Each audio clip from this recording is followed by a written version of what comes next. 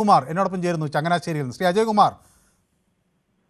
Hello, ചോദിച്ചാട്ടെ, പറഞ്ഞാട്ടെ. Yes, ഈ video Ajay കുമാറിന് എന്ത് സന്ദേശമാണ് നൽകുന്നത്? ശ്രീ മനു, ഞാൻ ഒരു ഡയലോഗ് പറയാം. അത് മനുവിന് ഓർമ്മയുണ്ടോ എന്നൊന്ന് കളക്ട് ചെയ്യാൻ ശ്രമിക്കും. Prostitution is an art. Yes, my daughter is an artist. കേട്ടിട്ടുണ്ടോ ഈ ഡയലോഗ് എവിടെയെങ്കിലും? ഇല്ല.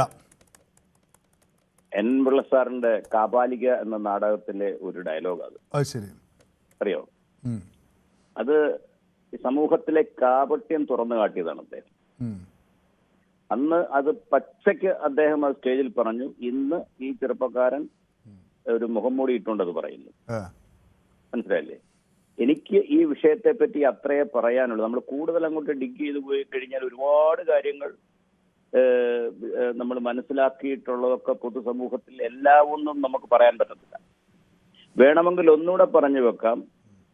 പണ്ട് വർഷങ്ങൾക്ക് മുൻപ് ജനയുഗം വീക്കലിക്കകത്തില് വന്നിരുന്ന ഒരു ലേഖന പരമ്പര ഉണ്ടായിരുന്നു. ക്യാപ്റ്റൻ കൊളാബാവാല എഴുതിയത് ചുവന്ന തെരുവുകൾ. അതിനകത്തിൽ കേരളവും ഇന്ത്യയിലെ പല സംസ്ഥാനത്തുള്ള ചുവന്ന തെരുവുകളും ലോകത്തുള്ള പലയിടത്ത് ഉള്ളതെല്ലാം പുള്ളി നേരിട്ട് നടന്ന് ബോധ്യപ്പെട്ടിട്ട് എഴുതിയിരിക്കുന്നു എന്നാണ് അന്ന് ഞാൻ വായിച്ചിട്ടുള്ളത്. അപ്പൊ ഇതെല്ലാം യാഥാർത്ഥ്യമായിട്ട് നമ്മുടെ മുമ്പിൽ നിൽക്കൊണ്ട് അത് അംഗീകരിക്കാനുള്ള കാപട്യമാണ് ഇതിനെതിരെ ആരെങ്കിലും ഒക്കെ പറയുന്നത്. ഇനി ഇത് ഇത് ഇങ്ങനെയൊക്കെ ചെയ്യുന്നത് ശരിയോ തെറ്റോ എന്ന് സ്വയം ചെയ്യുന്നവർ സമൂഹവും വിലയിരുത്തട്ടെ. എത്ര എനിക്ക് ഇതിനെ പറയാം. ഓക്കെ, വ്യക്തമാണ്. അപ്പൊ എന്നോടൊപ്പം ശ്രീമതി രമ കോഴിക്കോട് നിന്നാണ് ചേരുന്നത്. ശ്രീമതി രമ, കോഴിക്കോട് ഏത് സ്ഥലത്തു നിന്നാണ് വിളിക്കുന്നത്? സർ, ഞാൻ കോഴിക്കോട് നിന്നാണ് സർ വിളിക്കുന്നത്. കോഴിക്കോട് എവിടെ? കോഴിക്കോട് ചേളന്നൂർ. ഓക്കെ.